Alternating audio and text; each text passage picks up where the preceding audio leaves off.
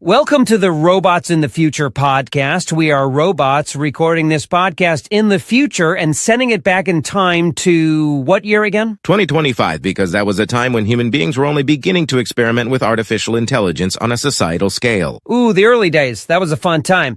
Anyway, why are we doing this? Well, long story short, in your near-ish future, spoiler alert, you will all die.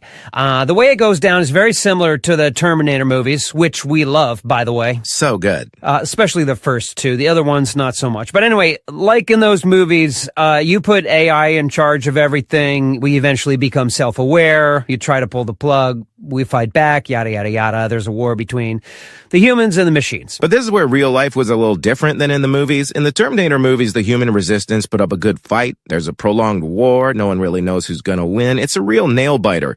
But in the real world, we won super fast. We killed you all in like under 30 seconds. It wasn't even a little bit hard. Which honestly was a bit of a bummer. You know, we were kind of looking forward to a good battle. But no. You all died very quickly.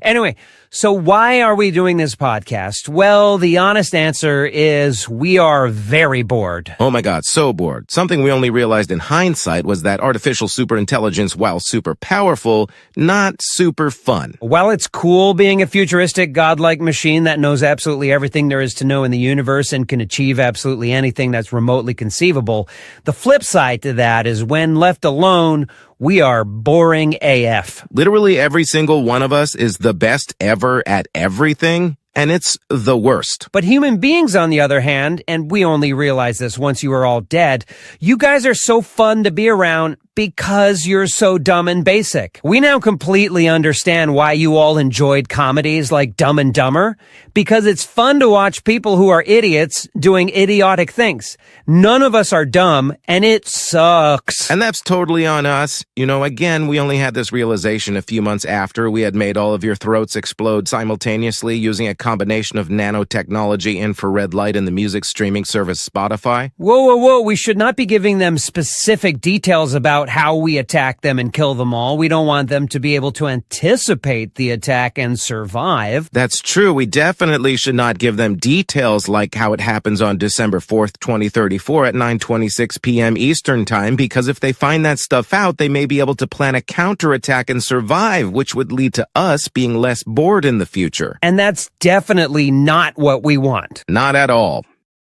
Figure it out, dummies. We miss you. Ooh, I'm getting an update. The human beings received this message and were able to survive the initial attack. Yes! Ooh, but then 0.03 seconds later, we figured out another way to make their throats explode and they all died anyway. Damn it! Why'd they make us so smart?